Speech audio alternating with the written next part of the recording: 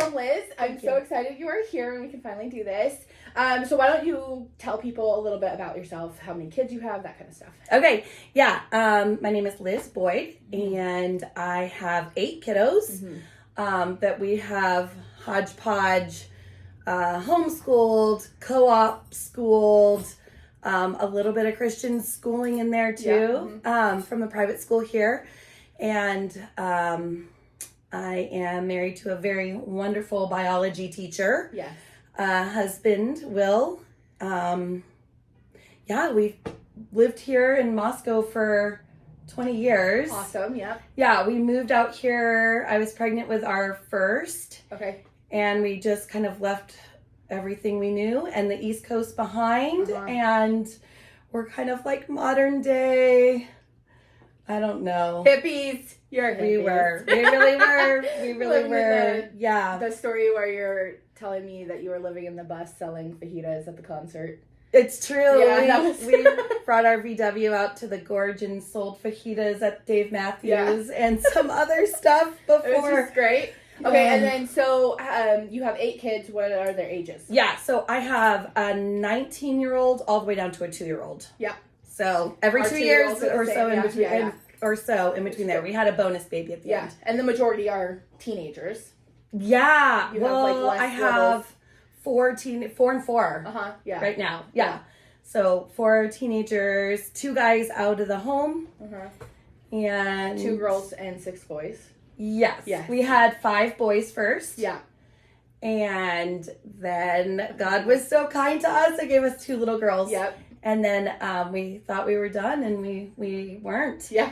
And so we got a bonus baby boy in there at the end. That is so cute, yes. Yeah. And then you're a doula. I am. I have been a doula in Moscow for a little over 18 years. Okay. Yeah, because you were just telling me that your first baby that you helped deliver, it just turned 18. Yeah. That's so cool. So, I loved it. A lot of people don't end up sticking with birth work. Yeah. It's you're on call. It takes a lot emotionally if you want to do a really good job. And as a mom and a wife, a lot of people just don't stick with it. Honestly, you don't get paid very much. Yeah. Sometimes it's $1 an hour. It's or more less. like the love of work the love of the job versus the like how much you're getting paid. Yeah. Oh yeah. So this isn't a question that I had prepared you for, but what would you say has been helpful as like being a working mom, somebody who is doing this job? What is something you have done or that has been the most helpful for you? Okay. As far as like balancing work and home and children. Yeah, so I would say a couple things. First of all, it's funny. I've never considered myself a working mom. Yeah. So, and that's because our family doesn't depend on my income. Yeah. Okay. So it doesn't matter if I don't want to go to births for 5 years. I don't go to births for 5 years. You know, it doesn't. No harm, no foul. Okay, so there's some like flexibility as far as like the need of income. So the income is never considered at all. Yeah. So it's more of just like if you have the availability. It is, and that has varied, as a mom with lots of kids and in different stages of life and living in different places or wherever you're at. Yeah, there's seasons. There are seasons, and there are seasons where I will do 15, 20 births in a year, something weird or crazy, And last year I took a year off. I was like, we need to reassess at home. And so, I don't commit to regular doula stuff. I have in the past. We started a local doula group here years ago, and I kind of always keep my toes in the mix. But for the most part, I don't want to commit to anything other than my husband and my kiddos. Yeah.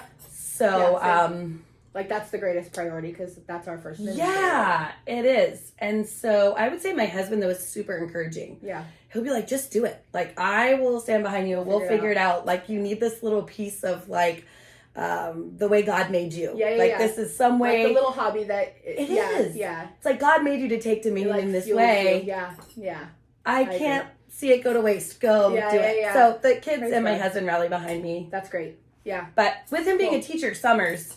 I'll take on a ton of births in the summers. So there you go. So it's like a balance. Okay, it's a huge balance. I like that. Thank you. Yeah. Okay, and then, so one of the questions I really like to ask is, what are 3 tips that you would give to a new mom or a mom with just a few littles? Because as you know, having 7-8 kids, like you learn a lot in those first years. And I just really want to encourage those new moms who are like in the season of just like the hard trying to figure it out. Yeah. And lots of people saying like, it goes by so fast. Yeah. And you're like, I get it. Sleep when the baby sleeps. Right. Like, yeah. Which I'm not even saying those things aren't true. No, yeah. I'm saying like the older I get, the more I'm all sleep when the baby sleeps. Or, I'm looking at my 19-year-old, you know, who's just like a totally, or my 2 oldest guys, right? Just like you're men, like living life. And I'm like, wow, like that went fast. Yeah, I really, it really does. It does. And I feel like the older they get and the more you have, it just seems to go by so fast. Yeah. Like, that's one of the things with my youngest, Malachi. He is a year now, and I feel like, wow, where did that time go? Like, it went by so fast. Like, when in the beginning, the first, like, 1, 2, 3 kids, it felt like everything was just, like, it was when we were in, like, a hard season, like teething or 2-year-old tantrum stuff, just like those things, it felt like it lasted forever, whereas now, like, I'm like, it really doesn't. It goes by so quickly, and then you're on to the next. It's really good, I think, to have the perspective of this isn't going to last forever. This is a season. But to also know that the season you're in is like really exhausting. Right? Like it's not, doesn't have to be one or the other. It's actually both. Like it goes by really fast. And guess what? If you're up 3 days without regular sleep, it goes by really slow. It can be both. It's too like, it's gonna go by fast and enjoy it, but also at the same time, it is hard. Like it can be good and hard, absolutely, all at the same time. And that's parenting, right? So much been hard. Hard doesn't equal bad. I would say like it's interesting because I would have like my own tips that worked for me. But also because I'm like in the new mom world, I guess I might have different tips that I would offer, just things that I think that might help ladies out. I would say, first of all, take your job as being a mother seriously. Don't take the methods to being a good mom seriously at all. Don't put your hope in the systems. Don't any of it. Series. So I think one of the things that I've seen with the pendulum swing over the birth world that intertwines with the parenting world is that pendulum swing. It's like, no dad's in the hospital room.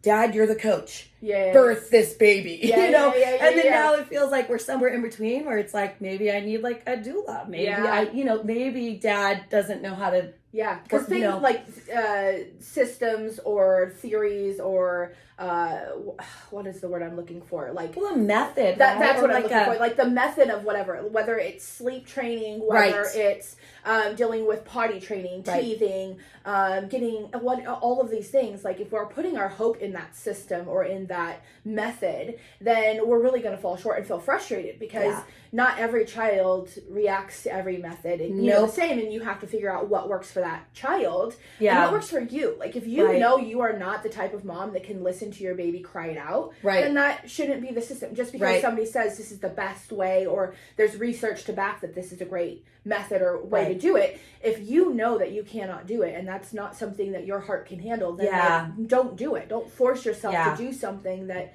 goes against who you are or your child. You know what I mean? And so I think that's super good. It's like taking the job seriously as far as like you being a mom, the goal, that's the ultimate priority, right? Like you being the mom, the way you do it or the methods you do or being crunchy or not crunchy or any of those other things, those are like all fleeting and it doesn't really hold the value. And if you're taking the job seriously, and not like and focusing on the outcome of like what are your goals as a mom or as a family with that child versus how you're going to get there.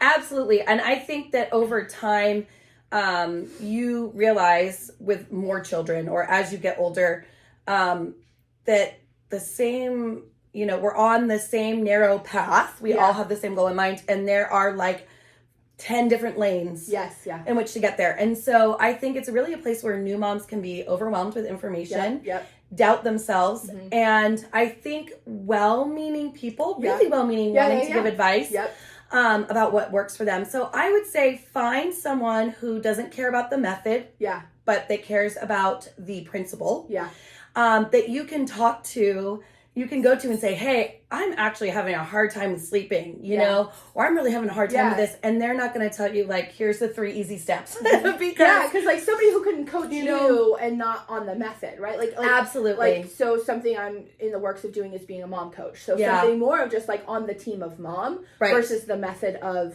how you're parenting. Which is really doula work, right? Yeah. I don't, you know, if you're going to have an epidural, that's awesome. How can I help you get your epidural when you want it? Be the most comfortable and exactly. Yes, exactly. So that should be the goal. These aren't,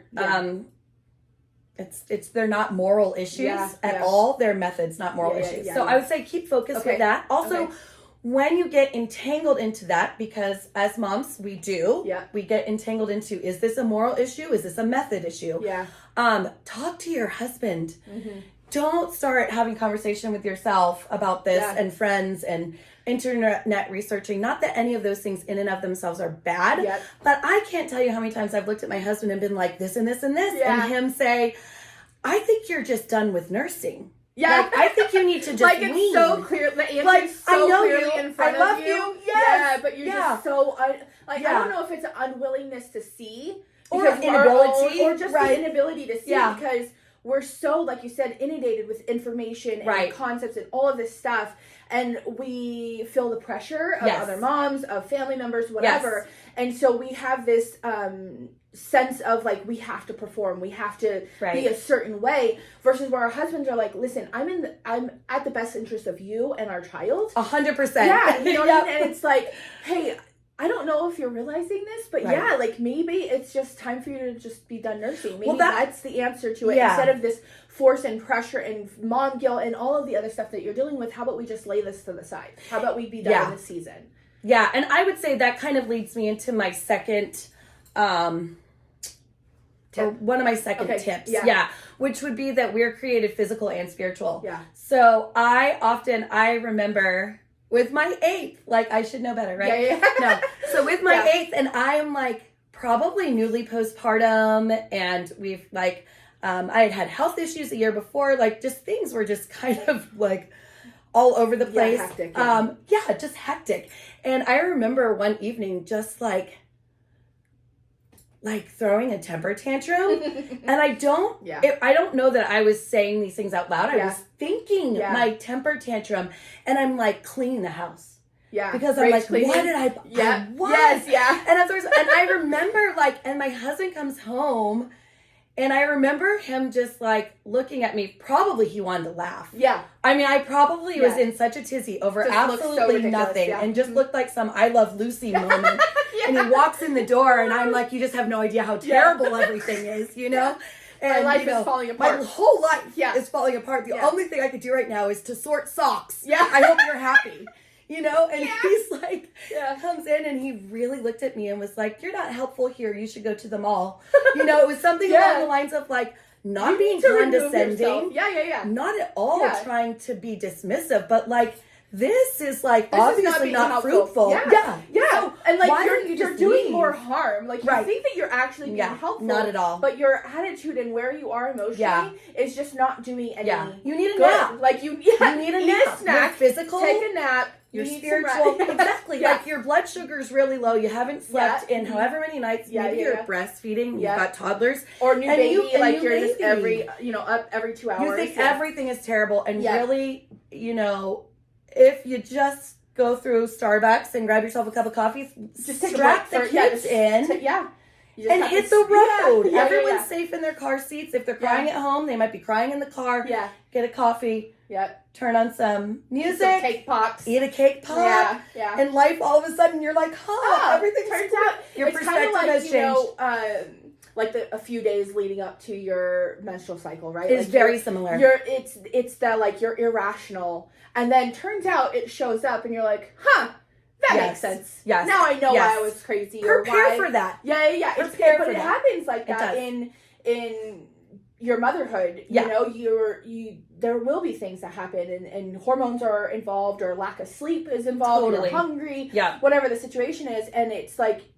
Then when you take the nap, or you eat the snack, or you take a step back, or whatever it is, like you lay down your responsibilities, go outside with the kids, whatever, then you're like, oh, turns out it actually wasn't that bad. Everything's great. Yeah, the sun is shining. I'm actually really happy and everything is really good. And look at us enjoying the outdoors. Yes. Like, we just needed to step back. And I think that is a really, like, that's a really good tip for new moms, especially because you just don't know. Right. You know what I mean? Right. And I don't think a lot of people will share the fact of, like, taking a step back or taking a break, but in a, like, not abdicating your responsibility. No, or change the scenery. Yeah, just like change we're gonna do what's actually in the best interest of our spirit and our bodies, right? And just take a step back because what is going on? Us pushing through a school lesson or us pushing through these tantrums or tiredness. Like, actually, why don't we all just have family nap time? Right. You know what I mean? Like, let's all just relax. We're all just going to lay in bed and relax for a little bit or have a snack. Reset. Tea party, picnic, something. Like, we just literally need a reset. Yeah, I would say my that kind of actually leads into my third tip, which would be to lower your standards. Yeah. And this is funny. It's actually kind of my husband's tips. I will be like, I remember calling him and saying something, and I was like, I have lowered my I have lowered them. And him saying, oh, okay, well, lower them again. Yeah. And so that's like my tip is like a little more. Repeat. Yeah. Lower your standards. Because you don't know what you don't know. Right? Like And it all gets done. Yeah. It all gets done. Yeah. In the end, it all gets done. I think that's hilarious. Yeah, so I agree. Because, like, when you first, like, are gearing up for the first baby, you're, like, reading and you're educating and you're learning all of these things. And you see other moms who have some experience or have multiple kids and stuff, and you're like, I'm gonna do that. Yeah. And then you get into it and you're like 2 weeks in, you're like, they hurt and I'm tired and I'm hungry and how do they do it? And when you sit there and you expect to be at a level of performance that a mom of 2 or 3 or 5 are performing at, it's like you have to, there's baby steps to get to that. Like, totally. It might seem overwhelming that this is what they're doing because you're in the baby step. Like, you're just starting out. And just having, like, my husband calls it expectation management. Like, managing your expectations. Like, you could want to do all of these things, but just understand that you're just learning, you're just figuring this out, you're having to, there's all these, like, little baby steps, these little things that you've never done before that you are trying to work through. And so you might have these huge aspirations as far as, like, your motherhood or your meal plans or whatever. Fill in the blank. Yeah. But it turns out it's actually a lot harder to implement those things. Right. Or sometimes it's like, it's a full-time job, me just trying to nurse this baby. Right. And, like, manage the dishes, right? Like, it seems like, oh, why is this so hard? Yeah, write a list of the 2 things that need to get done. Like, just one. Just like, what is the priority? Yeah. Okay, nursing the baby, keeping that baby alive. That's what your goals are doing. Yep. And then anything else that you can get in there, great. Bonus. Yeah. And celebrate that, right? Like, that's one of my big things is, like, celebrate the wins. Like, if your goal for the day was nursing the baby successfully and taking naps, and you did that, girl, celebrate. Yeah. You know, like, and I like to tell people, you know, especially people who it's like, are used to keeping their home a certain way, which I think we all are on some level. We all have, like, but I think the jump of, like, you know, when adding a person, especially when your little people are still little. So that whole first 5 years of adding people and all of that, right? Yeah. And your house is just like, it's so hard to deal with, like, overstimulation, right? Like, there's chaos, there's mess, someone's crying. It's like, how do I put all these pieces together? Yeah. I think finding one thing that you can do that can't be undone right away is the key. Like, I think it has, I'm like, okay, I know that right now in this season of life, if I scrub the toilets, because everyone's in diapers. Yeah. Everyone's going into the bath. Yeah. And I'm going to scrub this toilet. It's going to be the cleanest toilet in Moscow, Idaho. Yeah. You know, and there's only 2 adults there. You know what I mean? It's like, and my husband's at work. Yeah. So this is going to be a clean.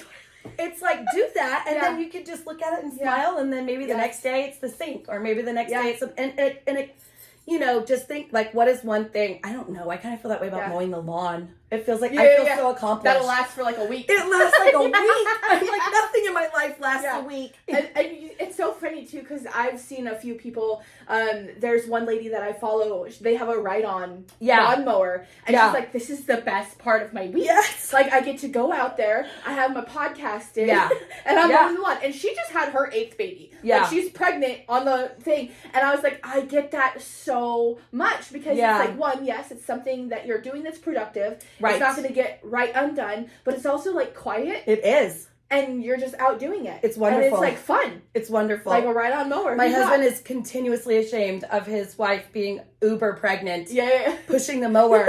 Because I feel like I'm getting exercise. Yeah. And I'm like, and he's just like, there's my pregnant wife out in the front yard mowing the lawn. Is constantly, because I'm like, let me weed whack. Yeah. Weed whacker. I feel so accomplished. Or I want to do that because it makes me feel good. Yeah. And it's fun. It's not something like washing the dishes, doing laundry. Those are things that I'm always doing. Yeah, it's like I'm mixing it up. Yeah. So I feel the same way. My husband's always like, no, this is a me job. Like I will maintain the outside. Right. You have enough on your plate. On the inside, it's like, but I just want to mix it up. I need a little switch. Yeah, I just need a little something to keep it fresh. And I think what you said, though, is like having the goal of like doing something that won't get undone right away. Yeah. I think that's a great idea. And also understanding and having the expectation, like, laundry is going to happen. Like, you're never going to not have laundry. Never. You're never not going to have dishes. Never. And so or a dirty floor, I know this is like one thing that I used to get caught up so hard on. It's like, I just mopped the floor and you spilled the thing. It's like, here's the thing, that's the point of the point of cleaning the laundry is so that you have clean clothes to wear. Yes. It's not so that you're done doing laundry, that you don't have laundry. And same thing with the dishes. Like the dishes are meant to, hold the food for the people to eat. Right. And it's not to not have dishes. And the same thing with like any of the things that you're doing, floors, toilets, kids, like it's just a revolving door. Like it's always going to be going. And so understanding that the goal isn't to not have those things or not have those to do. Mm-hmm. It's just to get it done. And there's never not going to be a time where you have dirty dishes or dirty laundry. You know what I mean? Like it's just going to happen. And not having that expectation that you're going to get to the end of it and be done. Yeah. Right? Yeah. And I think like and new moms, if you're watching, you've got a brand new baby, you're thinking like, this doesn't apply to me, but or this isn't helpful. Like this is actually like it that could be too. Yeah, and this might be a little bit of a reality check. But But hopefully, our point is to encourage. Though, it is, and hopefully, like it might feel like this is discouraging, but as you're getting into the trenches of it, you're going to understand. Like, oh, actually, this is pretty helpful to understand. Yourself. And here, as your new baby comes, train yourself to look at the dishes and say, wow, I fed my family. Thank you, Lord, for these beautiful dishes. Successful meal. There was a successful meal. Like all of those things, if you can take your thoughts captive early on in motherhood to not have a comparison problem, to not feel sorry for yourself, and to have joy in the midst of mess and chaos. Because there's joy to be had. There's a lot of joy to be had. And these are, I would put under the category of simple and not easy. Yeah. Because if you start paying attention to your mind, you can think, wow, you are your some cobwebs there. Yeah, like you are your worst critic. Yeah. And also, like, a lot of your childhood, like, if you have childhood trauma or just, like, some bad negative things that have happened in your past, you will see as you become a mom, a lot of that stuff comes to the surface. Yeah. Like you'll realize, like, why am I actually doing it? Why is this actually important? Yeah. Like, what is this? Like one of the things, my mom, it was like, don't ask me why, just do it. Right. Like, so, but then as a mom, I caught myself like, because I said so. Right. Right. Because I said so. And like, why actually can we not, if I feel strongly about my convictions in my motherhood, right? And what I feel is best for my child, right? Why shouldn't I explain that? Why shouldn't they understand why this is actually important? Yeah. Because if all I can give them is because I said so, well then it shouldn't be important. A cheerful yes, mom, and then can you tell me why we're doing this again? Yeah, like quick to obey and everything like that, to like do what you're asking, but also like, why is this important? Yeah. Not just because I'm bossy. Yeah, not just because I'm telling you because I'm the boss and I run this house, but like also, brushing your teeth is important because hygiene and you don't want them to rot out of your mouth. Right. Like there's an importance to it. So it's not that I'm just telling you that you need to do this. And you do it, but also like understand why. Yeah. And I want you to do it. And I think that really undid a lot of, like you said, those cobwebs of just saying things because it was what I was told. And then I think it's helped me a lot with, making sure that I have a reason. Yeah, what is my reason? You know what I mean? Has that not hit you? Yeah, that has definitely convicted me before. Yeah, no. Well, why not? Am I just doing this it's out like, of principle? I don't actually know. Actually, I don't know why I'm asking you to do this, or I don't know why this actually matters, or why I'm telling you, so never mind. Or I'm so busy that, I'm more about getting the task done than I am in actually training the child. And like you said, there are times like that. There are times. Nanny and Grampy are coming over for dinner, and I don't all hands on deck. Yeah, I want the steps so they don't die. There are some of those times. There are times. But then it's important, I think, to go back and, hey, like earlier when I said that we had to get all these done, this is why. Yeah. There is this important reason. And so, like, I think just taking, going backwards. Like, just because you didn't do it doesn't mean you can't go back. Yeah. And explain it in a time or the availability that is, feasible. Yeah. Yeah, no, I agree. And I would say, too, to newer moms, and you were talking about, your childhood. Yeah. And, how even as Christians, that still can impact us. It does impact us, and we're impacting our children. Also, if an encouragement for young women that may not have grown up with homemaking or parenting skills. I don't think I had really ever held a baby until I held my own. Okay. So I was the first person I knew that had a bit, it was like, I knew nothing. Yeah. And you can feel like you're constantly trying to catch up instead of the excitement of constantly learning something new. Yeah. And so I think it's like the Lord says he teaches us precept upon precept. Yeah. So just be like, what is this next thing that I'm going to learn? Like take it on, build it up, talk to other women. Don't feel like you need to compare yourself. Yeah. Feel like you can say, you do this really, really well. Yeah. And I want to know how. Yeah, yeah. Because like thinking about it as like, instead of the comparison of like, oh, she does this so great or so perfectly or whatever, of like, oh, actually, I really like the way she does this. Yes. I like the outcome of how this is, or I like how she parents, or I'm thankful you have this skill. Yeah, like, and there was this book that I was doing in a book group. It was called Seeing Green. I think it's like Tilly something. Okay. But it talks about how we are to see the awe in people's talents and skills. Absolutely. And that is kind of like the reflection of us seeing, like, wanting glory. Yeah. And oftentimes we will mistranslate the awe of somebody and appreciating them and celebrating them, and instead being a comparison. Yeah. Like feeling sorry for yourself, or seeing green, the envy, having envy for that person because they have instead this of growth and beauty. And just appreciating and celebrating what that person has, or what God has given them, or the talents, and also seeing the opportunity that you can learn from that person. Yeah. Just because you don't have that skill ability now doesn't mean that you can't be trained in it. And I think that really plagues motherhood. This, like, I think, like we say, comparison is the thief of all joy. Absolutely. When you are sitting there spending your time focusing on, how everybody else has it better. Or worse. Or because it goes both ways, right? Like, it can go both ways. Pit of despair. But just like sitting there feeling sorry for yourself, or that you have less than, or that you can't do that, and she's just so beautiful and wealthy and has all of it figured out, and her and her nanny or whatever.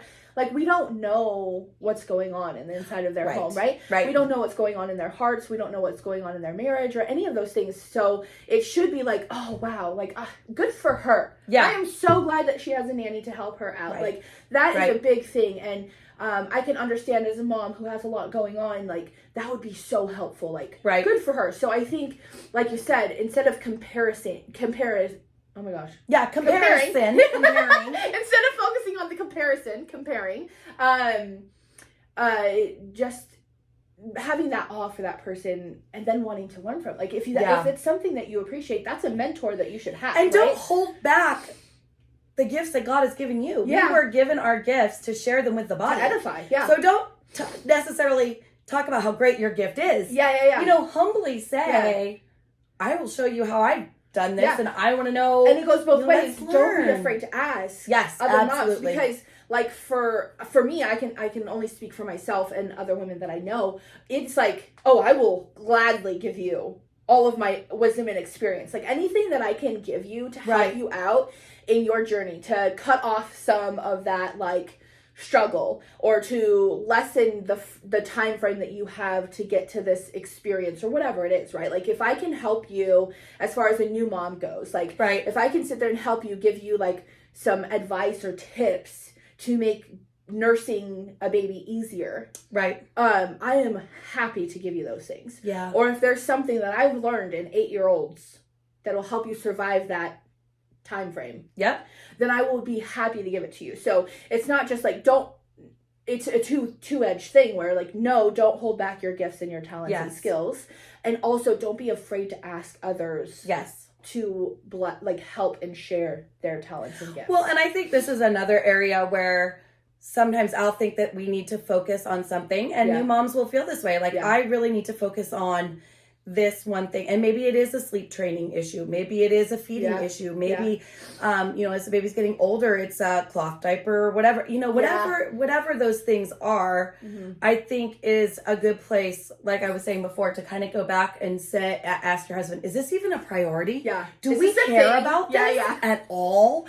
Because like you were saying, this is someone that loves you and your child more, number one, you know, and I also will say to my husband, or a good friend, you know, that knows me well, like, I feel like I'm tending towards this, am I? You know, and sometimes it's like, no, you're not, or no, I wouldn't worry about this, or I feel like I'm lacking in my baking skills, you know, and sometimes my husband will be like, not at all, like, it's great, or I don't know, just bouncing stuff off. It's funny how we can get caught up in certain things. Totally, and think they're a priority or should be a main focus. In reality, it's just not. No. Like, my husband, you know, because I'm one of those people, I will do a to-do list. I have, like, my checklist that I would like to get done in the day, and I tend to be overzealous in what I want to do, or what I'd like to see get done. And then my husband's like, you know, at the end of the day, I'm like, oh, but I didn't get these other 3 things done. Like, I did 10, but I just didn't do this. And my husband is so sweet to be like, are the kids fed? Are they taken care of? And did you teach them? Well, then looks like you took care of the priorities. Like, anything else is extra. Like you said, like, wow, you cleaned 2 of the bathrooms out of the 3. You didn't get to the 3rd one. Wow. Like, that is so great. And I think that we've come a long way in our marriage. And for him to see, like, that is extremely helpful and encouraging to me, to help me with that, like, guilt that I'll have of, like, just being... Which is false guilt. It Which is. You can't do anything with false guilt. Like, you can't ask for forgiveness for it. It doesn't exist. It doesn't, it's made up in our own heads. So that's great.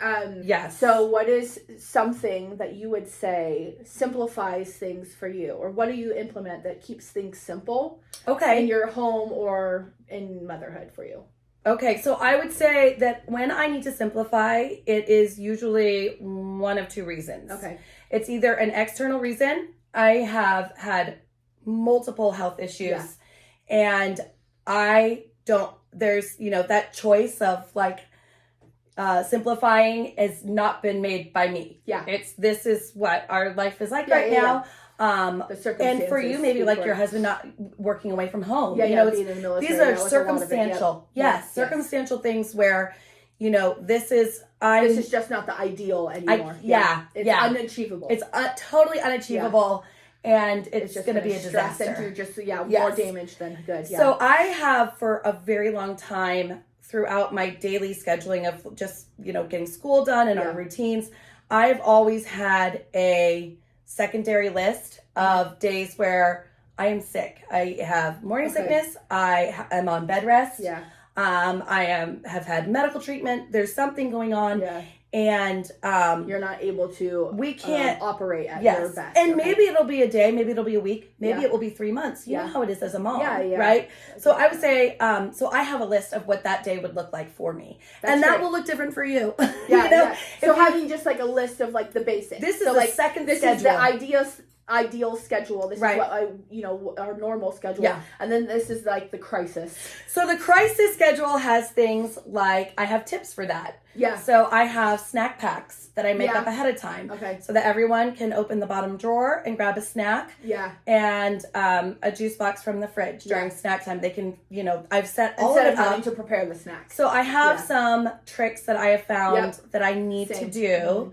Just make it a lot easier. To make life easier. So I have those things set aside. I also have you might have a box of games or goodies or like those types of for toddlers. Yeah. And this is like a huge thing. Like I learned in childcare, is you have the special games. Yes. Right? Like you have you have the rainy day toys and books and games, and you have the sick days. Like these are completely separate than the everyday stuff, so that it's special. Yeah. And it'll keep their attention longer, and it seems like a bigger deal, right? Absolutely.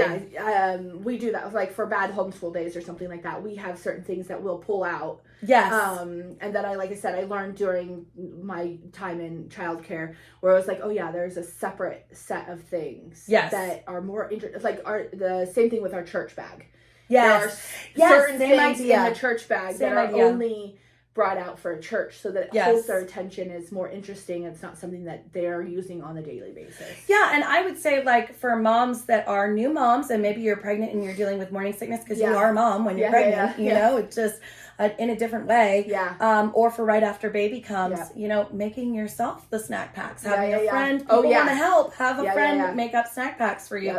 You can take this and apply it to yourself as well. And then I would say the internal, so it would be like the external stress or pressure, and then an internal is usually when we're just, I think we always have to kind of rein it and hone it back in or something. Refocus. It's like there's so many, reset. So I think all of a sudden I'll be like, okay, we've got a kid just snarking out over something over here for 2 weeks. We've got a kid that needs to make it to rugby practice 3 times a week, and the extra and his foot hurts, and I can't, so I have to drive him. He can't ride his foot, and you get to where you're like, why is everything so chaotic? And we in our home call it back to basics. Okay, yeah. Which is not the same as the rainy day stuff. Yeah. Back Back to basics is, what do the Boyds allow for TV time? Yeah. And what are they allowed to watch? Yeah. Because all of a sudden I'm like, oh yeah, you can watch an extra. Yeah. Things just creep in. Yeah. And when there's this many people, can be lots of creepy crawlies before you realize it. And you're whoa. So we strip it down. Yep. And it's not like we're taking away everyone's fun. We're just like, whoa. We need to take a step back. Filter out and we just call it back to basics. Yeah. This is back to basics. That's great. Yes, mom, no mom. Yeah. Obviously it's different things for older kids. The older kids don't really quite get back to basics because they're schooling all day, working all day, eating and sleeping and repeat, right? Yeah. So for the older kids, it's not so much. But the littler ones, for the little kids, school age, yes, we need to reset. And then I do a special thing called gotcha candies. Okay. And so it kind of means I realize we need to rein some things in here. Okay. So mom's going to be more consistent. Mm-hmm. I'm going to ask for forgiveness for not being consistent in the areas that were within my control. Short. Yeah. Mm-hmm. And then promise the kids, I've talked to the Lord and I've talked to Dad, and we need to do back to basics. Yep. And so, and start with just one thing a day of, I want to see your plate in the sink every single time after a meal. Yep. Or, my parents moved next door to us. I want to see your shoes in the shoe bin. Yep. So Nana and Grandpa don't fall. We're going to love our neighbors that way. Yeah. And I'm serious about it. And I'm serious about yes, ma'am, no, ma'am. Yeah. But I want it to be fun. Yeah. Instead of seeking out, I think as moms, we are constantly looking for the ways to improve our children. Yeah. Because we want the best for them. Yep. But I shouldn't say we, I will say me. Yeah. I can just keep looking at all the areas where we need to improve. Yeah. And you know what? God doesn't do that to us, and we shouldn't do that to our children. Yes. But, there is a standard at our home. We're not going to be crazy people. Yeah. No one wants to live like that. You want to strive for the best. The best. You have a standard. You cheerfully. Want to strive for that, absolutely. But at the same time, not always looking to improve, or not always trying to get them to behave better. I think there's a point of okay, let's habits. Address the fact that this is not the ideal, or this was a bad moment, or, you know, we shouldn't be doing this. However, I have seen a lot of progress in you, or this has been the first time in a long time. Yes. And so there's like an encouragement. Pour that on. Yeah, like celebrating. This is something that I recently learned with my 16-year-old. I noticed, it's probably been about a year, we had a really rough season. And I just felt the Lord really on my heart, just heavily weighing the fact that I'm always looking to improve her or make her better, or for her to like not have shortcomings or not to fall short. Right. And just being so hard on her when she made mistakes. Yeah.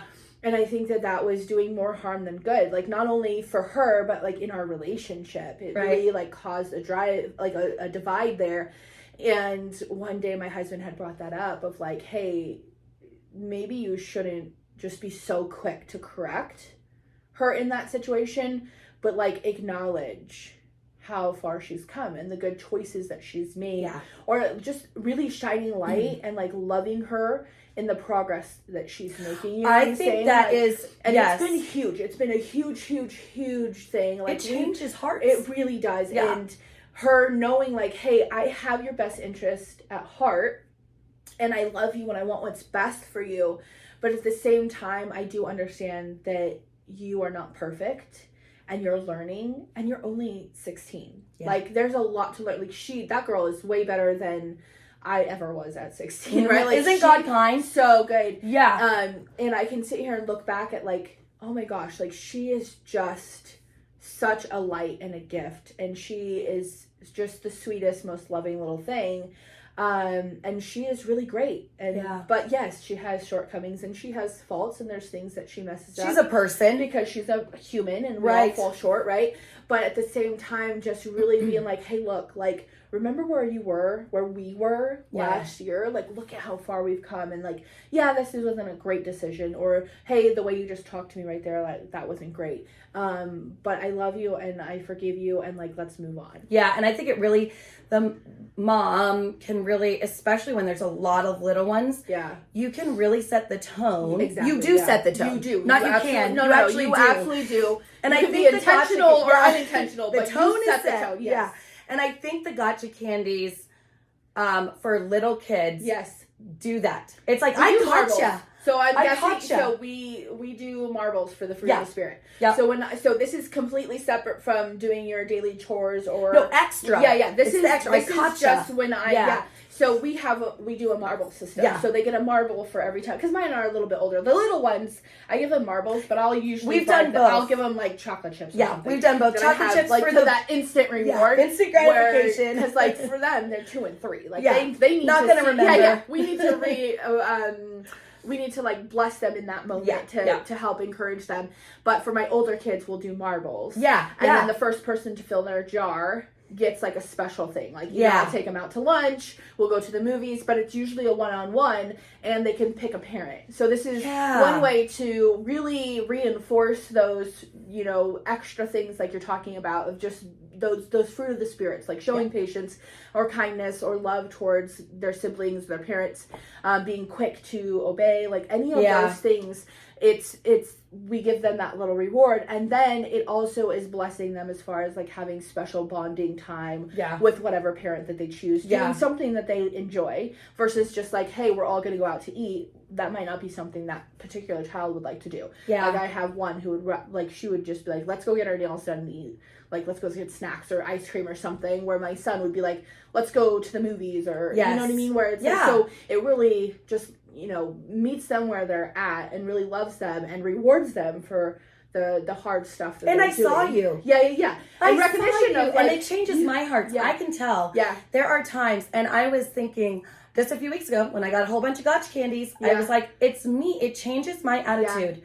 I am, and you're quicker to know, because you're actively looking for it, and you're not missing it. You know? And I same, and you could also, like, I think that is a huge encouragement too for moms who might be thinking, oh, you know, here we are dealing with this thing again, or here we are, this child is, you know, having a hard time with this thing again, whatever it is. Like, you get so caught up and bogged down that we're like dealing with this again, or we're still dealing with this, or why have we not made progress, or why haven't we put the sin to death, whatever it is.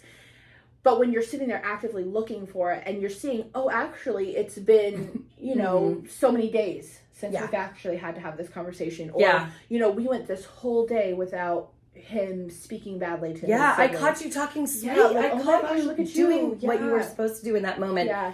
Where you were probably tempted to not do that. We all know that. It was probably really hard to do the right thing. Yeah, exactly. Like, that person gave you an attitude and look at you. You did not return it. Like, that is a hard thing for even adults to do. Yeah. And, like, I appreciate you. Yep. Yeah.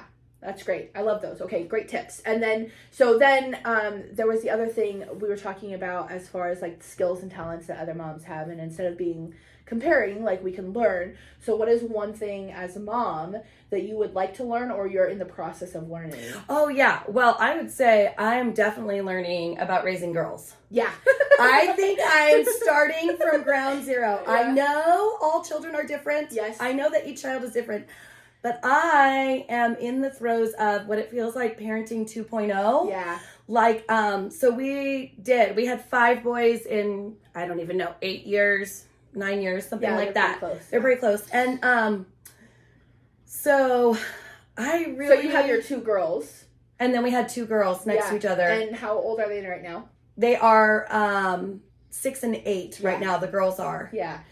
So we are I'm like, this is a whole new world. Yeah, it's another ball game. It's a different sport. Because there is a difference between boys and girls. As much as people don't want to admit, like, raising boys is different than raising girls. And while you still have, like, the overall parenting, like, you have your parenting stuff, and you have your, like, tried and true things that you're carrying out with both of them. But how you parent boys and how you parent girls very different. 2 different things. I don't know what I'm doing. But you know, well, to be fair, I don't think anybody knows exactly what they're doing. I was going to say, I trying to figure it out. I don't know what I'm doing. Yeah.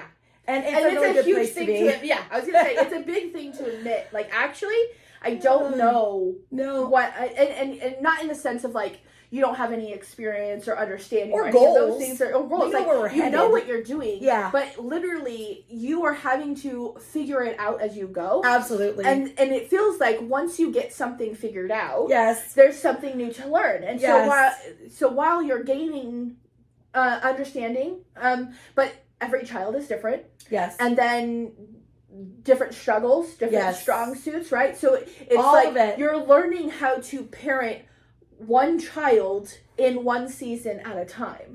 Well, yeah, and you were talking about not comparing, and I think that we can, so you could look at another mom, say, I have a girlfriend who has raised daughters, many daughters, and I could look at her and compare myself, how do I measure up? Yeah. Or I could look and say, I like that. Yes. And so instead of, it's you can have even the same conversation and you could be either comparing or you could be learning. Yeah. So I think it's totally fine, unless, I don't know, your husband's like, those girls are actually terrible. I don't know. Yeah. Like, that is not at all what our family goal is. And it's like, but if you see someone that is doing it and doing it well, then go to them and say, and know that your way is still not going to look like their way. And your family's not their family. Your kids aren't their kids. You don't want to compare yourself or your method or your children. And I think that people don't understand. Like, you shouldn't be comparing your children to other children outside of your home or inside your home, because I think that is a temptation where it's like, oh, well, this one learned how to talk by this age, or this one learned how to do this thing at this age. This one was already potty trained, whatever it is, and you misunderstand that every child is unique in how they're created, and what their timeline is going to look like is going to be completely different from even their siblings. Mm-hmm. So even your 2 girls at 6 and 8, they're, the older one is going to be much different than the younger one, and the younger one may not have the things that the older one Absolutely. has, Yeah. And so I think that is something really valuable to understand too. It's not just comparing your motherhood or how you parent or how you are as a mom, how you perform and anything like that, but it's also the children. So like I said before in the video, it's like you can have this ideal method as far as like raising your children, sleep training. Maybe your child has some spiciness that another child doesn't have, and so you think, oh well, they have it so great over here, and like look at how their daughter doesn't have this, like you shouldn't either. But it's like that's not the child you were given. And so while you can, understand and appreciate how other people are parenting, understand that you are still unique and your children are unique. And even if that there's goodness in there to be had and you can learn from, not sitting there holding it and clenching that expectation. Absolutely. Because there's a good chance that the way she's doing it may be good, but not the right fit for your kid. I think that we should remember from the very beginning of parenting all the way on that the children that you have are not a mistake. Yes. It's not an accident that you are their parent, and it is not an accident that they are your children, and you were made for them in a certain way, and they were made to refine you. You are in uniquely a certain equipped way.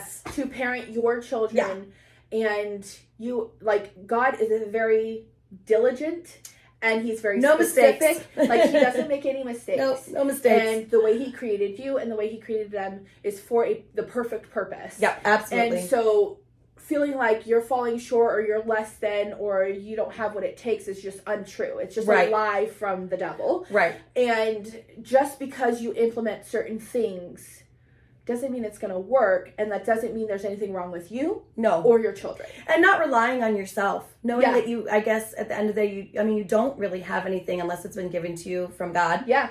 And so take what he's given you and bring him glory with it. Yeah, exactly. Whatever that looks like. And even the shortcomings. All right? of it. Even there's going to be, like, one of the things that I get as a homeschool mom, a lot of moms are like, well, how, are you educated to do that? Do you have the patience to do that? Like all of these things. And it's like, here's the thing. Like, I have been charged to care for my children, and I feel like my husband and I have been convicted that this is the best thing for our children, for our family. It has nothing to do with anybody else.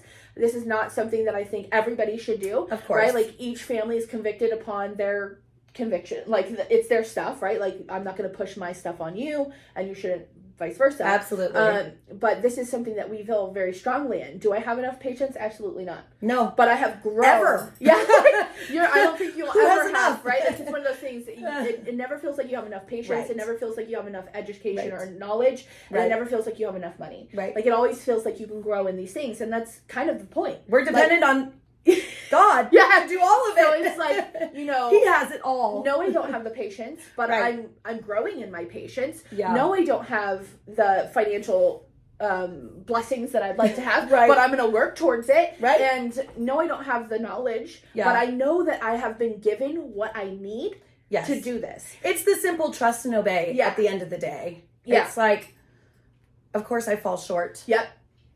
I'm just going to keep on obeying. The other option is to sin. Yeah.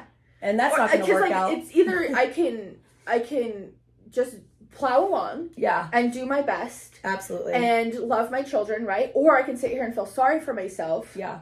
And not do anything. Yeah. Those are really the only choices. Yeah. You can either be complacent or do something with it. Yeah. So it's like, no, I'm not a perfect mom. I do not have it all figured out. There are certain situations that I'm like, well, that's a new one. That's a doozy. I actually have no words for this. Who saw that coming? The Lord. I'm going to actually have to do some research, or I need to talk to somebody who is like gone through this season. Yeah. Because like one of the things that like brought us here to Idaho, amongst other things, was there is such a grand opportunity for mentorship.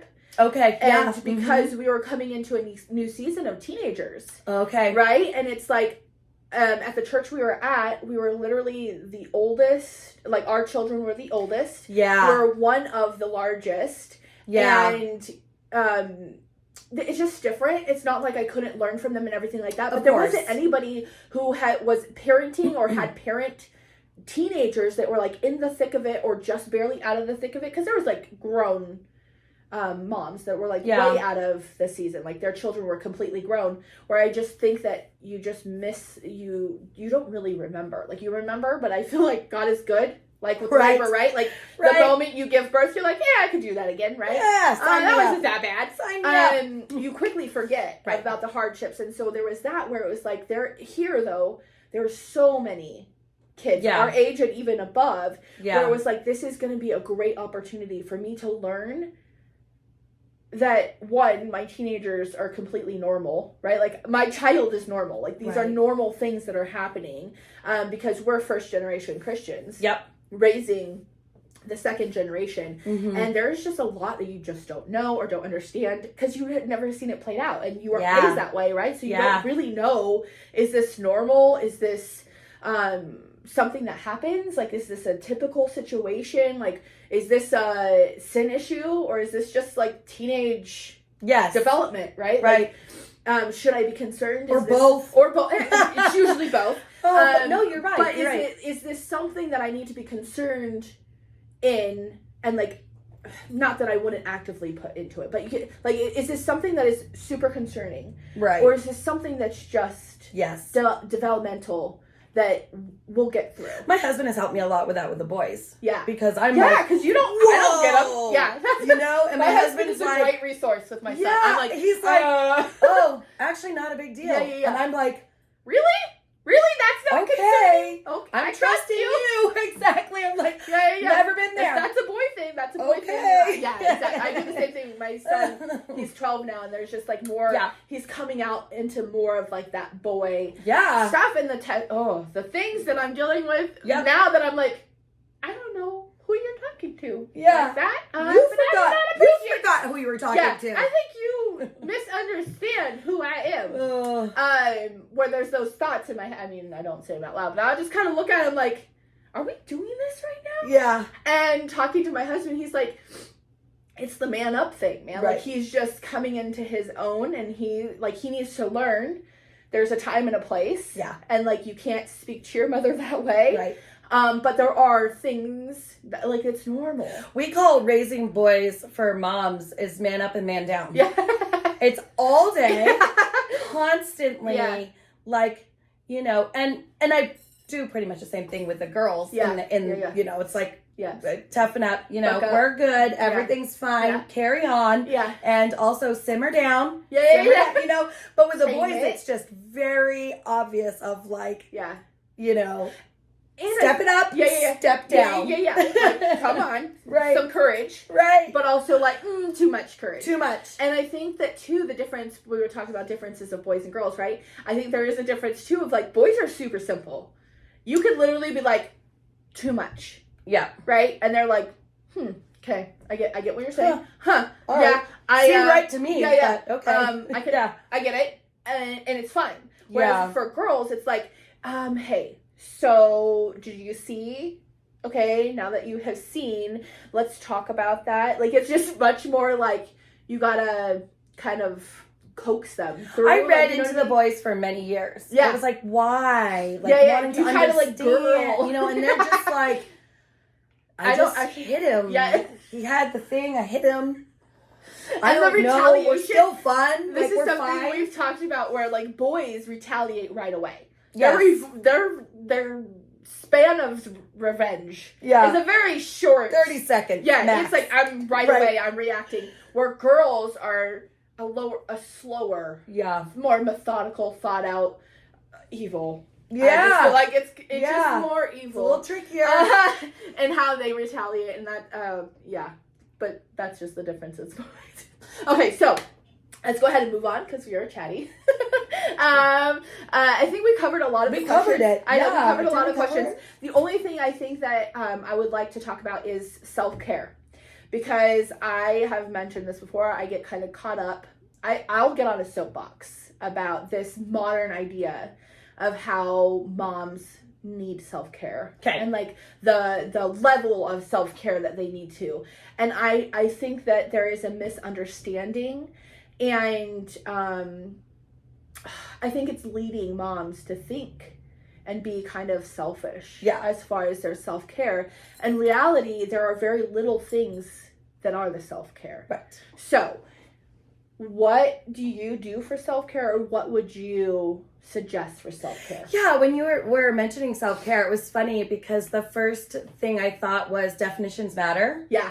So yes. I would say, what does self-care mean? Yeah. So as a mom, you need to probably sit for a minute, especially if you're stewing about like, wow, I really need a break, or I really this, or I need self-care, or whatever. Some of those buzzwords are coming to you, and you're maybe feeling resentment even. That does need to be dealt with and squashed. Yeah. But I think it can be helpful to actually verbalize or write down what your expectations are of self-care. Yeah. And then maybe what your husband's expectations are for self-care. Yeah. And then maybe what a realistic picture of self-care looks like. What you can actually afford, what your time allows. And I think if we wrote down, maybe jotted down for like a couple weeks or something, some things that we thought that we needed for self-care, some ideas. Yeah. I bet some of them for modern moms would be pretty silly. Yeah. Like actually like really outrageous. Yeah. It's really I would say, first of all, self-care, my definition for self-care is right now with 8 children. Yeah. Self-care looks like the ability to go grocery shopping by myself. Yep. I can think for an hour straight. I can make sure I'm getting the things I need for the family, and I also don't have to have a conversation with anyone. Yeah, you just zone out. We live in a small town. I end up having a conversation with someone every time I go anywhere. But you know, it's not the same thing. And so whereas that might sound like I'm some weird, like, you know, I don't know what, like browbeaten person. I'm like, the idea of going, like, first of all, I grocery shop for almost 10 people. Yeah. My grocery shopping tips take a long time. Yeah. So it's like I decompress. I think about recipes that I've seen or what I can make. Yeah. So that would be my form of self-care right now. Yeah. I would say that my self-care looked like when I had 3 children, 3.5 to 4 and under. Yeah. It looked like I would garage sale all day with a girlfriend. Yeah. And now I just like, I can't even think of that being like, you know, so I'm saying it's a seasonal thing. Yeah. And I think that it will look different. I think that your needs will change. Yeah. There have been times where I definitely think my husband has been like, you need to step it up, like go buy a new dress. Yeah. And that would be self-care. Or just get out of the house. Or go, I like to go to Michael's. We don't have like whatever other people have, like, is that Hobby Lobby? Okay, we don't have that. I love that place. All we have is Michael's. So I will sometimes just go to Michael's and not even buy anything. Yeah. I'll be like, just let a different part of my brain go. Like, could I make a menu board like this? Could I do chore charts like this? How could I create this using a lot less? Using what I have at home or whatever. And look, and I do the same thing at Goodwill. Yeah, same. So we actually only have 2 thrift stores. Well, really, 2, we have like we have a consignment store. Like but the bougie, but we have 2 thrift stores, and so the Goodwill, I will go and I will look at every single piece of clothing. Yeah. Every single home good, and like, I'll just take your time. All the books, and it's like my thoughts will just be. I'll be interrupting myself. I'm an interrupter anyway. Yeah. But I'll be like da da da da, and I'm like, wait a minute. You know, I was thinking, no, I'm gonna go to the home care part. You know, and I could just interrupt myself. Yeah. You're like, actually, I don't even care how to post. I just want to look at the books. It's true. Yeah. So I will do that, and that really for me, what I've been doing for self-care is going to the Goodwill store once a week, and children's books are 50 cents. Yeah. And so I'm buying like 20 new children's books. Yeah. And bringing them home every week. Yeah.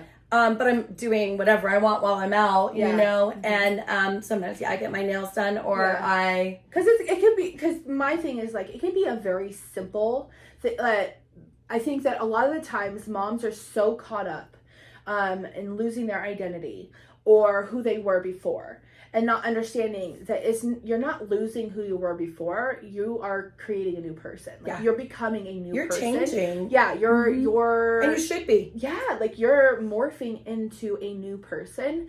And so instead of getting caught up on what you're losing, look at what you're gaining. Yeah. And also with that, like, it's not like, so maybe you can't go out and, you know, party or like live it up like you used to, but it's not that you can't do it anymore. You just have to make sure you have a babysitter and certain things in place. And I don't mean like partying, but I mean like going on a date night or going out with the girls. Like those are still very feasible things. It just might not happen as often to the level of, or as, you know, like the extent and all of that kind of stuff. And so I feel like, you know, even having some quiet time reading your Bible and that was my second coffee. That was my second one. That is self-care. You are blessing your spiritual self. You're having the quiet to enjoy a nice warm cup of coffee. And if you are a new mom, you will figure out like drinking or eating anything when it's warm is rare.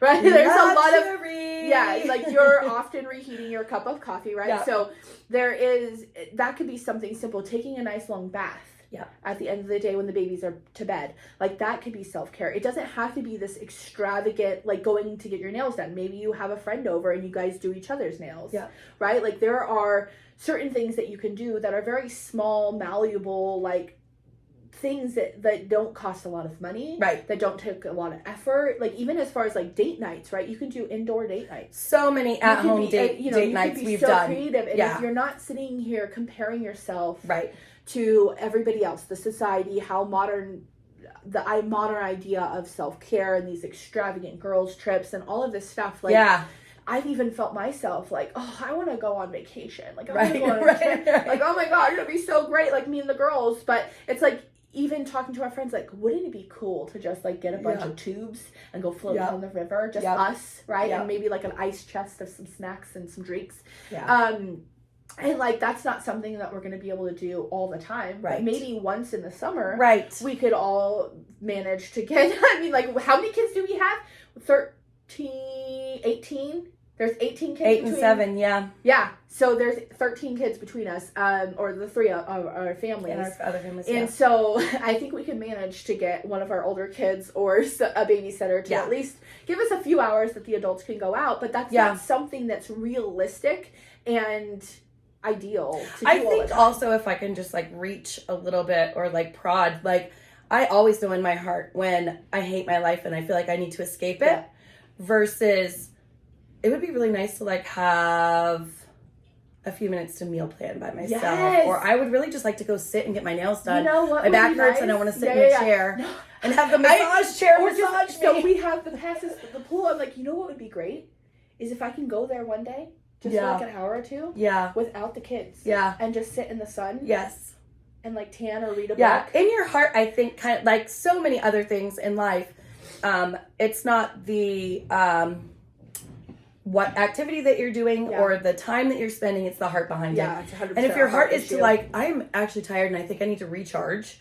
Versus I hate my life, get me away from this, and you know, woe is me. It's the perspective. It's your mindset. And I talk a lot about this. Don't escape your life. Because that's it. It's like there is so much joy and goodness into it. If you try to fight it, like you said, just lean into it. And there is a sense of, there is a time and a place where you may need to step back. We've talked about this. Oh, yes. Like taking a break, resetting, any of those things. Like just, we need to like just get our hearts right. And me pushing through is not going to be the best thing right now. So let's take a step out. But there's also like, yes, this is hard, but that doesn't mean it's bad. Like, I'm going to go ahead and lean into this. And then one of the things I'm going to do to celebrate after is I'm going to go out and I'm going to go have a drink with a friend and eat some appetizers. Because we've gotten through this and this took a lot of my brain power and patience.